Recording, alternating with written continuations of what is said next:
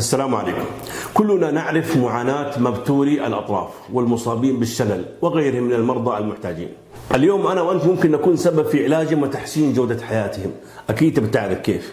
تعال معي. من هنا من مكة المكرمة ومن داخل حدود الحرم سنبني أنا وأنت صرحا طبيا يكون صدقة جارية تدخلنا الجنة بإذن الله ومن نحب. يتكون من مركز للأطراف الصناعية ومركز للعلاج الطبيعي، وأيضا يتكون من مجمع عيادات طبية ومركز لتوفير الأجهزة الطبية، وكل هذا لخدمة المرضى المحتاجين.